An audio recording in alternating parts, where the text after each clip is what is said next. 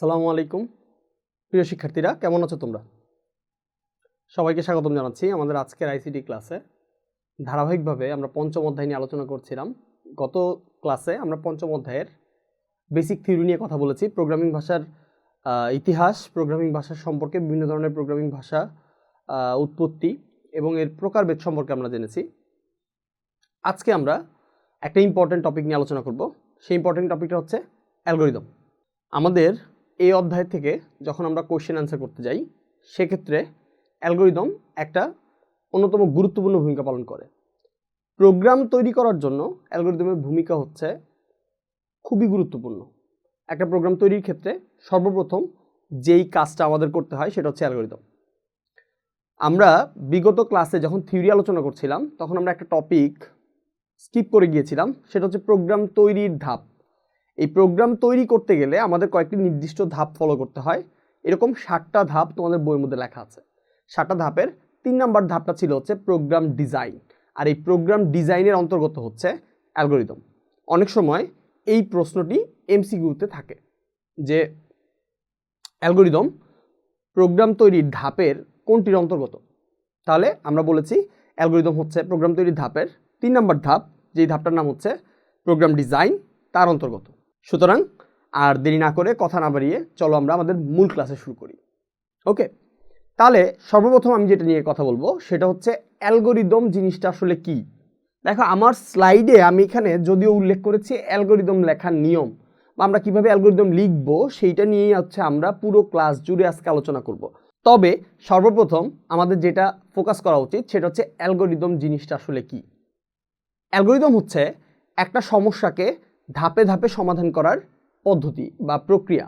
কোনো একটা সমস্যা আমি স্টেপ বাই স্টেপ শুরু থেকে শেষ পর্যন্ত সমাধান করার যে পদ্ধতি সেটা বলে দেওয়াটা বা সেই প্রক্রিয়াটা আমার বলে দেওয়ারটাই হচ্ছে মূলত অ্যালগরিদম। যেমন উদাহরণস্বরূপ যদি আমরা বলি, ধরো এমন হইতে পারে তুমি বা তোমার কয়েকজন বন্ধু তোমরা মিলে কোথাও দাঁড়িয়ে আছো একটা নির্দিষ্ট জায়গায়। ফর এক্সাম্পল আমরা একটা নির্দিষ্ট জায়গা নিয়ে কথা বলি। ধরো হচ্ছে আমি দাঁড়িয়ে আছি আজমপুর বাস স্ট্যান্ডে। তো আমি এখানে দাঁড়ায় আছি, এমন সময় একটা লোক এসে আমাকে জিজ্ঞেস করলো, ঠিকানা জিজ্ঞেস করলো যে ভাই আমি তো আসলে শাহবাগ যেতে চাচ্ছি, কিভাবে শাহবাগ যাওয়া যায়। তাহলে আমি আজমপুর বাস স্ট্যান্ডে দাঁড়াইছিলাম, আমি তারে বললাম যে ভাই আপনি বাসে উঠে চলে যান। সে কিন্তু বাসে উঠে চলে যাবে, বাট এক্স্যাক্টলি কোন বাসে যাবে এটা আমি তাকে বলিনি। ঠিক আছে, এইখানে একটা কনফিউশনের সৃষ্টি হয়। বাট আমি যদি মেইন রোড থেকে একটু ভেতরে থাকতাম এবং তাকে আমি বলতাম যে ভাই আপনি বাসে উঠে চলে যান, তখন লোকটা কি আসলেও ওই ভেতরের রোডটাতে একটা বাস খুঁজে পেত? অবশ্যই না। এখন তোমাদের অনেকের মনে প্রশ্ন হইতে পারে যে একটা ভেতরের রোডে বাস চলে না, এটা তো দুনিয়ার সবাই জানে। না, এটা আসলে দুনিয়ার সবাই জানে ব্যাপারটা এরকম না। অনেক সময় অনেক সহজ সরল মানুষ আছে যারা আসলে রাস্তাঘাট প্রপারলি চেনে না। ধরো ঢাকায় নতুন আসছে, সে ঢাকার রাস্তা সম্পর্কে অবগত নাও থাকতে পারে। ঠিক আছে, তো এমতো অবস্থায় অ্যালগরিদম যেটা বলতেছে সেটা হচ্ছে একটা সমস্যাকে স্টেপ বাই স্টেপ ভেঙে ভেঙে এমনভাবে উপস্থাপন করতে হবে যাতে আমি যার জন্যই উপস্থাপন করি না কেন বা আমার অ্যালগরিদম যে কেউই পড়ুক না কেন, সে যাতে আমার মূল উদ্দেশ্যটা সম্পর্কে প্রপার ধারণাটা পায়। তাহলে অ্যালগরিদমকে যদি আমরা ক্লিয়ারভাবে সংজ্ঞা আকারে উপস্থাপন করতে চাই তাহলে আমরা বলবো যে কোনো একটি সমস্যা ধাপে ধাপে বা যে কোনো একটি সমস্যা ধাপে ধাপে নির্দিষ্ট ধারাবাহিকভাবে সমাধান করার যে পদ্ধতি তাকেই বলা হয় হচ্ছে অ্যালগরিদম। আশা করি অ্যালগরিদমের সংজ্ঞা সম্পর্কে বা অ্যালগরিদম সম্পর্কে তোমাদের একটু আইডিয়া এসেছে। তাহলে আমি যদি ওই লোকটাকে বলতে চাই যে আমি সেই লোকটা আমাকে জিজ্ঞেস করলো যে আমি কিভাবে গাজীপুর যাব বা আমি কিভাবে শাহবাগ যাব, আমি যদি তাকে বলি আপনি বাসে উঠে চলে যান, তাহলে তার জন্য ব্যাপারটা ইজি হবে না। আমার তাকে পুরো ব্যাপারটাকে ভেঙে ভেঙে বলা দরকার যে ভাই আপনি যেখানে দাঁড়ায় আছেন এখান থেকে ডান দিকে গেলে আপনি মেইন রোডটা পাবেন, মেইন রোড ধরে আপনি বাস স্ট্যান্ড পর্যন্ত হেঁটে যান, সেখানে যে আপনি হচ্ছে বঙ্গবন্ধু এভিনিউ বাসে উঠে যান, এই বাসটা শাহবাগ দিয়েই যায়। আপনি যদি হেল্পারকে বলেন তাহলে হেল্পার আপনাকে শাহবাগ নামাই দিবে। বা লোকটা যদি গাজীপুর যাইতে চায় তাহলে অবশ্যই তারে আমি বলবো যে আপনার আগে রাস্তাটা পার হইতে হবে। এখন রাস্তা পার হওয়ার জন্য তাকে আমার সেফ সলিউশনটাই দেওয়া উচিত। তাকে আমার বলা উচিত মেইন রোডে হাতের ডান পাশেও ফ্লাইওভার বা ওভারব্রিজটা আছে, সেটা দিয়ে আপনি পার হন। ভুলেও রাস্তা মাঝখান দিয়ে পার হইতে যান না, রাস্তা গাজীপুর আর যাবে না, আপনি সোজা অক্কা তুলে ফেলবেন। ইন্না লিল্লাহি ওয়া ইন্না ইলাইহি রাজিউন। তাহলে এই জিনিসগুলো আমাদের খেয়াল রেখেই আমরা আমাদের অ্যালগোরিদম ডিজাইন করব। শর্টকাট ওয়েতে আমরা যাব না। তার মানে এই না যে আমরা লম্বা রাস্তা ধরতে থাকবো তো থাকবো এরকম না। আমরা যেটা করব সেটা হচ্ছে নির্দিষ্ট সংখ্যক ধাপের মাধ্যমে পর্যায়ক্রমিকভাবে একটা সমস্যাকে ভেঙে ভেঙে সমাধান করার যে পদ্ধতি আমরা বর্ণনা করব সেটাকেই বলা হবে হচ্ছে অ্যালগোরিদম। তাহলে অ্যালগোরিদম লেখার জন্য আমার কি করা উচিত সেটা সম্পর্কে আমরা একটু চোখ বুলিয়ে নিই।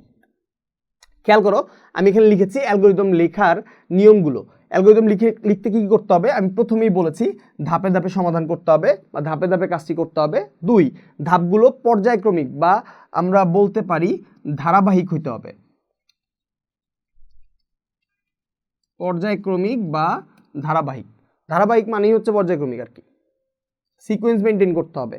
এখন লোকটাকে গাজীপুর পাঠানোর জন্য আমি যদি তারে বলি ফার্স্টে আপনি বাসে উঠবেন এরপরে রাস্তা পার হবেন, ভাই বাসে উঠে কেউ রাস্তা পারে না, রাস্তা পার হয়ে বাসে ওঠে। এইটারে বলতেছি আমরা পর্যায়ক্রমিক বা ধারাবাহিক সলিউশন। 3 নম্বরে আসছি, ধাপগুলো সহজবোধ্য হইতে হবে। সহজবোধ্য মানে হচ্ছে প্রত্যেকটা স্টেপ যাতে পড়ে সে বুঝতে পারে বা প্রত্যেকটা স্টেপ তার যেন বোধগম্য হয়, সে যাতে বুঝতে পারে তার করণীয়টা কি। 4 নম্বর ভাষা হচ্ছে ন্যাচারাল ভাষা হতে হবে। আচ্ছা, ন্যাচারাল ভাষাটা আমাদের একটু ফোকাস করা দরকার। আমরা ন্যাচারাল ভাষা বলতে আসলে কি বোঝাতে চেয়েছি এখানে? ন্যাচারাল ভাষা মানে হচ্ছে আমরা যেই ভাষাগুলো ব্যবহার করি, নেটিভ ল্যাঙ্গুয়েজ বলতে পারি আমরা যেই ভাষাগুলো ব্যবহার করি, যেমন হইতে পারে সেটা বাংলা বা হইতে পারে ইংরেজি, যেই ভাষাটা আমরা বুঝি। এখন আমার নেটিভ ভাষা বা আমার মাদার ল্যাঙ্গুয়েজ হচ্ছে বাংলা, আমি অ্যালগোরিদম লিখে দিলাম হচ্ছে আমার ক্লায়েন্টের জন্য উর্দু ভাষায় বা আরবি ভাষায়। সে আরবি জীবনে কোনোদিন পড়েনি বা সে ফ্রেঞ্চ কখনো পড়েনি, তাই আমি ফ্রেঞ্চ ভাষায় অ্যালগোরিদম লিখে দিলাম। এই অ্যালগোরিদমের কোনো ভ্যালুই নেই আমার কাছে, ঠিক আছে? এবার আসি আমরা লাস্ট, অবশ্যই নির্দিষ্ট সংখ্যক ধাপের মধ্যে শেষ করতে হবে। ধাপ যেন নির্দিষ্ট সংখ্যক হয় বা সসীম হয়, অসীম যাতে না হয়ে যায়। আমি তারা বললাম আপনি বাসে উঠবেন, এরপর যাইতেই থাকবেন। এক সময় সে যাইতে হয়তো দেশ ছেড়ে আরেক দেশে চলে যাবে, মায়ানমার চলে গেলে লোকটার আর কোনো বেনিফিট হলো না, তার যাওয়ার কথা ছিল শাহবাগ, চলে গেছে মায়ানমার। এই জন্য আমরা যেটা করব, আমরা নির্দিষ্ট সংখ্যক ধাপের মধ্যে অ্যালগোরিদম শেষ করব, ঠিক আছে? আচ্ছা, অনেক সময় অনেক কথাগুলো বোঝানোর জন্য আমরা অনেক মেটাফোর ইউজ করে থাকি, বাট অ্যালগোরিদমের ক্ষেত্রে যখন আমরা অ্যালগোরিদম লিখতে যাব সেক্ষেত্রে আমরা এখানে প্রোগ্রামিং ভাষার ব্যবহার আমরা করব না, ঠিক আছে? এই জিনিসটা আমাদের একটু জানা দরকার। আমি এই জিনিসটা এখানে উল্লেখ করিনি, ন্যাচারাল ভাষা দিয়ে আমি ওটা বোঝাতে চেয়েছি যে প্রোগ্রামিং ভাষাটা আমরা অ্যালগোরিদমে ব্যবহার করব না, কারণ অ্যালগোরিদমটা হয় টেকনিক্যাল এবং নন টেকনিক্যাল, 2 ধরনের মানুষের জন্যই, যাতে সবাই সেটার উদ্দেশ্য বুঝতে পারে। এখন আমি যদি প্রোগ্রামিং ভাষা ব্যবহার করি তাহলে নন টেকনিক্যাল যে মানুষগুলো থাকে তারা এর সম্পর্কে প্রপার আইডিয়া পাবে না। ওকে, সামনের দিকে আগাই। আমরা শুরু করব একটা একদম বেসিক অ্যালগোরিদম দিয়ে, যে অ্যালগোরিদমটা আমরা বলতেছি যে কোনো 5টি সংখ্যার গড় নির্ণয়ের অ্যালগোরিদম। তোমাদের যদি মনে থাকে তোমরা অনেক আগে পড়েছিলে গড় নির্ণয় করার একটা সূত্র আছে। গড় নির্ণয় করার সূত্র হচ্ছে রাশিমালার সমষ্টি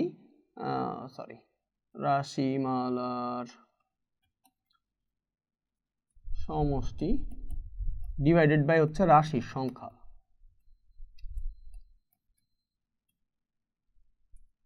মানে টোটাল যে রাশিগুলো আছে তাদের সমষ্টিকে কতগুলো রাশি আছে সেটা দিয়ে ভাগ করলেই আমরা হচ্ছে কি পেয়ে যাব, গড় পেয়ে যাব।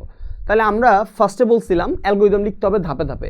এই জন্য একটু খেয়াল করো, আমরা অ্যালগোরিদমকে ধাপ আকারে লিখছি, স্টেপ 1, স্টেপ 2, স্টেপ 3, এইভাবে ধাপ আকারে আমরা অ্যালগোরিদমকে লিখব। সবসময় মনে রাখবো একটা অ্যালগোরিদম শুরু করার ক্ষেত্রে সর্বপ্রথম যে কোনো কাজ করতে যাওয়ার সময় আগে কাজটা আমার শুরু করতে হবে। এই জন্য অ্যালগোরিদমের সর্বপ্রথম ধাপটা হবে হচ্ছে start.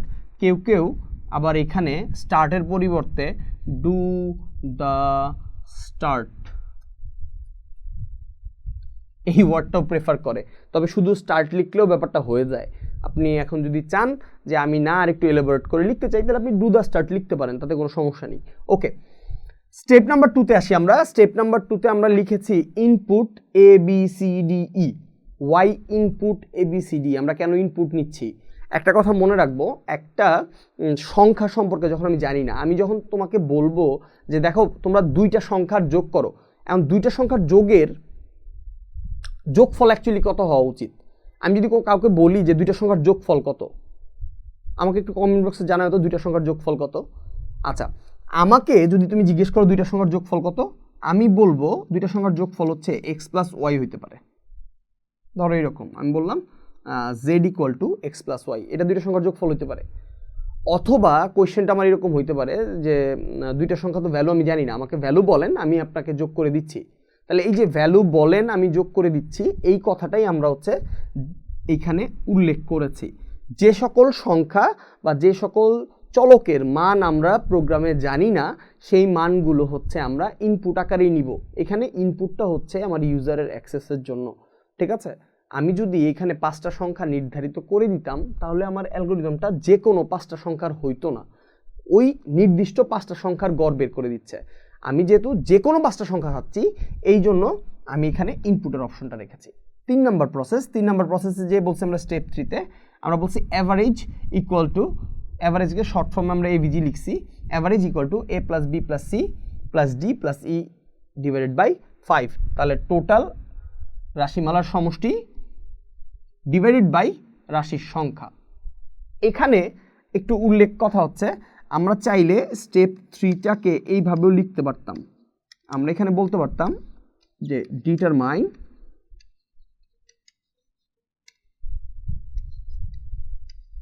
AVG equal to a plus B plus C plus D plus E divided by 5। তাতেও আমাদের ক্ষতি হতো না। এখানে ডিটারমাইন মানে হচ্ছে নির্ণয় করা বা নির্ধারণ করা। ওকে, এইবার যেহেতু আমরা অ্যাভারেজের মান বের করে ফেলেছি এবং সেই মানটা জমা আছে হচ্ছে এভিজি নামক এই চলকের মধ্যে, তাহলে আমার একটা প্রোগ্রামে আমি চাচ্ছি হচ্ছে গড় বের করতে, গড় আমার বের করা শেষ, এবার আমার রেজাল্ট দেখানোর পালা। এই জন্য স্টেপ নাম্বার 4 আমি বলেছি প্রিন্ট এভিজি বা অ্যাভারেজের মানটা প্রদর্শন করা। লাস্ট স্টেপ 5 আমি বলেছি এন্ড বা এটা শেষ করতে হবে।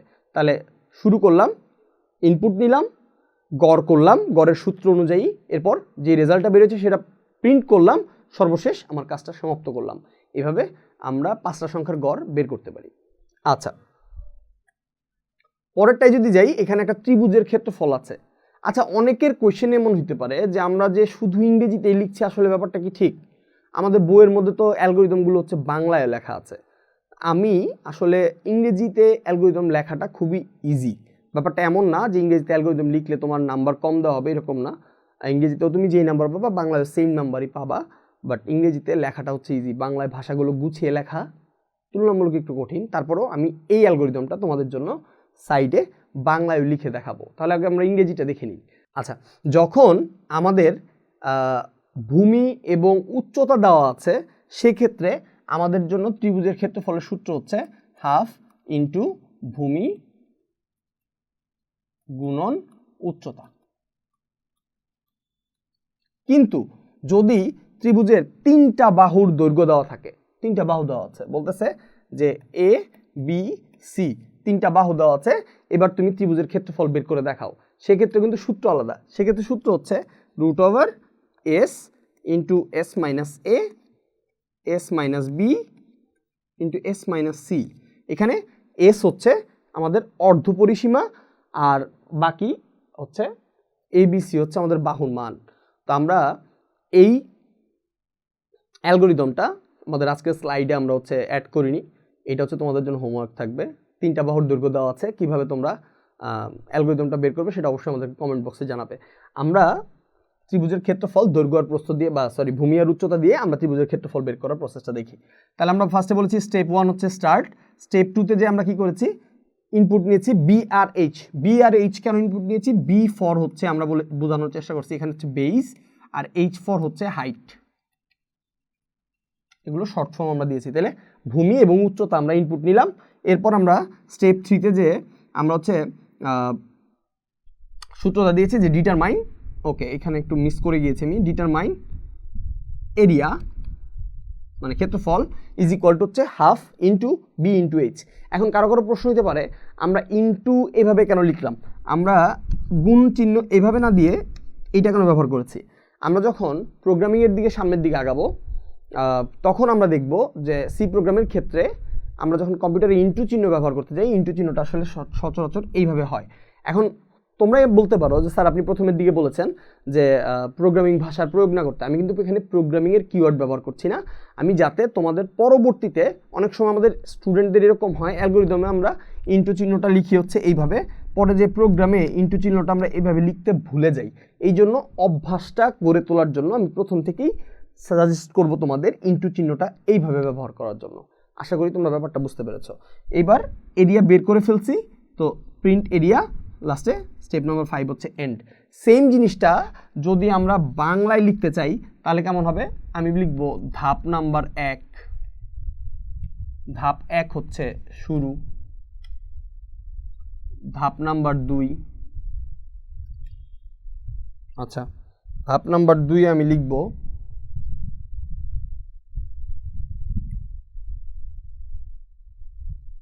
ধাপ 2 আমি লিখতেছি ইনপুট হিসেবে BOH এর মান গ্রহণ করি। ওকে, মান নাও শেষ। 3 নাম্বার ধাপে আসি, আমরা ক্ষেত্রফল নির্ণয় করেছি, তাহলে আমরা বলি যে area equal to half into B into H নির্ণয় করি। ধাপ নাম্বার 4 নির্ণয় করে ফেলেছি, এবার এরিয়া এর মান প্রদর্শন করি। সর্বশেষ ধাপ নাম্বার 5, এটা হচ্ছে শেষ। আশা করি তোমরা একটা ছোট সমস্যা কিভাবে অ্যালগরিদম আকারে সমাধান করতে হয় সেই জিনিসটা তোমরা বুঝতে পেরেছো। আমরা আমাদের আজকের এই টপিকে আরও কিছু অ্যালগরিদম দেখেছি, যে অ্যালগরিদমগুলো আমাদের মাঝে মধ্যেই পরীক্ষাগুলোতে আসে। এখন পর্যন্ত আমরা যে অ্যালগরিদমগুলো দেখতেছিলাম এই অ্যালগরিদমগুলো হচ্ছে নর্মাল বেসিক নিয়মের অ্যালগরিদম। আমরা সামনের দিকে আগাবো, সামনে দেখি আমাদের এখানে একটা খুব ইম্পর্টেন্ট টপিক আছে, আমাদের এই টপিকটা খুবই গুরুত্বপূর্ণ, সেটা হচ্ছে জোড় বিজোড়। জোড় বিজোড় নির্ণয় করা, একটা সংখ্যা কখন জোড় আর কখন বিজোড় সেটা নির্ণয় করার অ্যালগরিদম কিভাবে হবে সেটা আমরা আলোচনা করব। তাহলে প্রথমে আমাদের জানা দরকার একটা সংখ্যা কখন জোড় হয়। খেয়াল করো, একটা সংখ্যা, কোনো সংখ্যাকে যদি আমি ভাগ করছি 2 দিয়ে, ভাগ করার পর যেই ভাগশেষটা আসবে সেই ভাগশেষটা যদি 0 হয় তাহলেই ওই সংখ্যাটা হচ্ছে জোড় সংখ্যা। মানে আমি বোঝাতে চাচ্ছি, কোনো সংখ্যাকে 2 দিয়ে ভাগ করলে যদি তার নিঃশেষে বিভাজ্য হয় তাহলেই সেটা হচ্ছে জোড় সংখ্যা। এখন নিঃশেষে বিভাজ্য এই জিনিসটা আমরা কিভাবে ব্যবহার করব, এখানে আমরা একটা নতুন চিহ্ন সম্পর্কে জানবো আজকে, যেই চিহ্নটা হচ্ছে, আমরা যে চিহ্নটাকে পার্সেন্টেজ বলে জানি, প্রোগ্রামিং এর ক্ষেত্রে এই চিহ্নটা ব্যবহার হবে হচ্ছে মডিউল বা মডুলো বলা হয় একে। আরো সহজ করে যদি আমরা বলি, এইটা হচ্ছে ভাগশেষ চিহ্ন, ঠিক আছে? তাহলে আমরা এই ভাগশেষ চিহ্ন দিয়েই মূলত শর্তটাকে বোঝাবো। তাহলে শর্তটা কেমন হওয়া উচিত, যে এরকম হইতে পারে, একটা সংখ্যা আমি ধরে নিলাম এ কে আমি 2 দিয়ে ভাগ করার পর আমার ভাগশেষ যদি 0 আসে, 2 দিয়ে ভাগ করার পর যদি ভাগশেষ 0 আসে, যদি এটা সত্য হয় তাহলে আমি এটা বলবো হচ্ছে ইয়েস, হইলে এটা ইভেন, আর নো হইলে এটা হচ্ছে অড সংখ্যা। আশা করি ব্যাপারটা বুঝতে পেরেছো। চলো আমরা অ্যালগরিদমটা দেখি। তাহলে ফার্স্ট অফ অল আমরা যেটা করেছি সেটা হচ্ছে আমরা শুরু করেছি, দেন আমরা একটা সংখ্যা ইনপুট নিয়েছি, সেটা হচ্ছে এ নামে একটা সংখ্যা। এরপর আমরা স্টেপ 3তে বলেছি if A module 2 is equal 0 then go to step 4, else go to step 5।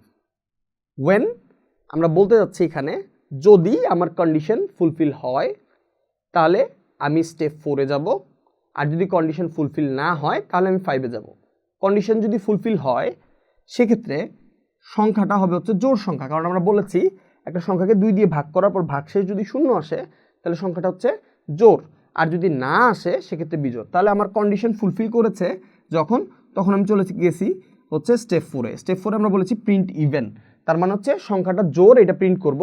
এবং গো টু স্টেপ 6, এখানে একটু কথার বিষয় আছে। আমি সোজা 4-এর থেকে 6-এ যাচ্ছি কেন? কারণ আমার শর্তে প্রথমেই বলা আছে যে একটা সংখ্যা হয় জোর হবে, না হয় বিজোড় হবে। একটা সংখ্যা কিন্তু একই সাথে জোর এবং বিজোড় হইতে পারে না। তাহলে আমি 4 নাম্বার স্টেপের থেকে 4-এর পরে নর্মালি আমার স্টেপ আসে হচ্ছে 5, কিন্তু আমি যদি 4-এর পরে 5কে প্রিন্ট করে ফেলি, তাহলে আমার যেটা হবে ইভেনের পরে আবার প্রিন্ট অড, দুইটা জিনিসই প্রিন্ট হবে। তাহলে একটা সংখ্যা একাধারে জোর এবং বিজোড় দুইটাই হয়ে যাচ্ছে। এই জন্য আমরা যেটা করব, আমরা ইভেন প্রিন্ট করা হয়ে গেলে আমরা সরাসরি বলছি গো টু স্টেপ 6। তার মানে সংখ্যাটা যদি জোর হয় তাহলে আর তোমার 5 নাম্বার ধাপে যাওয়ার দরকার নেই, তুমি সোজা 6-এ চলে যাও, প্রোগ্রামটা শেষ করে দাও। আর যদি 3-এর থেকেই আমার এই কথাটা সত্য না হয়, তাহলে 3-এর থেকে আমি সরাসরি চলে আসবো 5-এ। 5-এ এসে বলবো যে এটা হচ্ছে অড বা এটা হচ্ছে বিজোড় সংখ্যা, এরপর 5-এর পর অটোমেটিক্যালি 6 আসে, তাহলে আমার প্রোগ্রামটা শেষ হয়ে যাবে। আশা করি তোমরা বুঝতে পেরেছো। পরবর্তী ক্লাসগুলোতে আমরা এই অ্যালগরিদমগুলোর ফ্লোচার্ট দেখব। যখন ফ্লোচার্টগুলো আমরা দেখব তখন আশা করি তোমরা ব্যাপারগুলো পুরোপুরি ক্লিয়ার হবে। আচ্ছা, এবার একটু খেয়াল করো, তোমাদের হয়তো মনে প্রশ্ন জাগতে পারে, এখানে আমি একটা ইকুয়াল ব্যবহার করেছি, এখানে আমি ব্যবহার করেছি 2টা ইকুয়াল। কেন 2টা ইকুয়াল? আবারও সেই প্রোগ্রামিং ভাষার কথা আসে। প্রোগ্রামের ক্ষেত্রে একটা ইকুয়াল দ্বারা আমরা নির্দিষ্ট মানকে বোঝাই। যদি আমি বলি a = 5, তার মানে হচ্ছে এর মান 5 ফিক্সড, ঠিক আছে? কিন্তু যদি আমি বলি a = 5, এটার মানে হচ্ছে এখানে একটা প্রশ্নবোধক চিহ্ন থেকে যায়, আসলেও কি a 5? মানে আমি তুলনা করার চেষ্টা করছি। এই ধরনের অপারেটরগুলোকে রিলেশনাল অপারেটর বলে। যখন আমরা সি প্রোগ্রামিং নিয়ে আলোচনা করব তখন আমরা রিলেশনাল অপারেটর নিয়ে বিস্তারিত আলোচনা করব, ঠিক আছে? চলো পরের অ্যালগরিদমটা দেখি।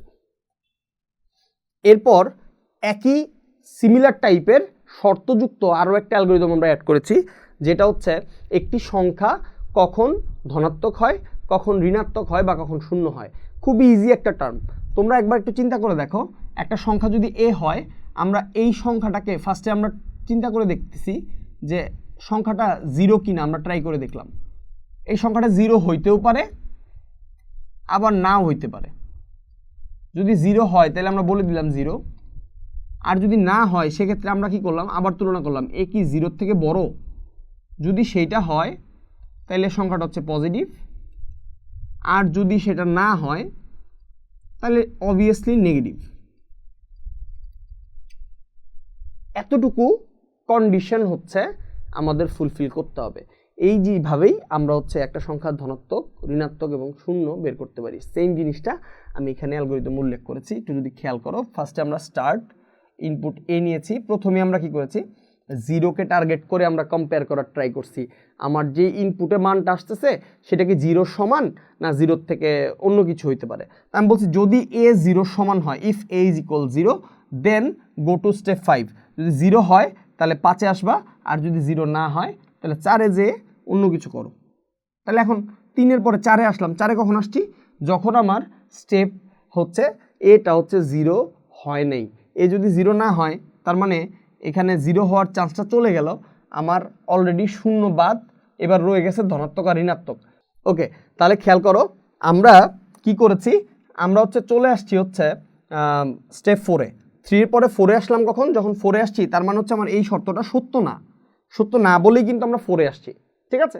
4-এ এসে দেখো আমরা চেক করতেছি এ কি 0-এর থেকে বড়। যদি 0-এর থেকে বড় হয় তাহলে তুমি কোথায় যাবা, 0 থেকে বড় হইলে তুমি 6 চলে যাবা, আর যদি না হয় তাহলে তুমি চলে আসবে কোথায়, 7। এটা হচ্ছে ইয়েস আর এটা হচ্ছে নো এর জন্য। এবার দেখো আমরা একে একে শুরু করি। এখানে স্টেপ 3-তে আমরা বলছিলাম যখন এর মান 0 তখনই 5-এ যেতে হবে। তাহলে 5-এ আমি কি লিখছি, আমি লিখছি যে 0 প্রিন্ট করে দাও। তাহলে print 0, then step go to step 8। যদি 0ই প্রিন্ট হয়ে যায় তাহলে আমার আর 6-7-এর দরকার নেই ভাই, তুমি শেষ করে দাও, সংখ্যাটা 0 আমি পেয়ে গেছি। আর যদি 5-এ না যেয়ে সে 6 যায় তাহলে আমি বলবো প্রিন্ট পজিটিভ, কারণ এ 0-এর থেকে বড়, আমি পজিটিভ পেয়ে গেছি, এবার তুমি শেষ করে দাও।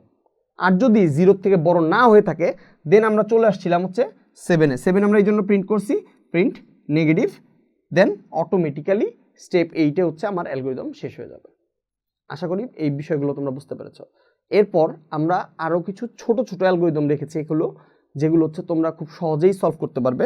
যেমন বৃত্তের ক্ষেত্রফল কীভাবে বের করতে হয়। বৃত্তের ক্ষেত্রফলের সূত্র তোমরা জানো, ক্ষেত্রফলের সূত্র হচ্ছে পাই আর স্কোয়ার। পাই আর স্কোয়ারকেই আমরা ওইখানে এইভাবে ব্যবহার করেছি।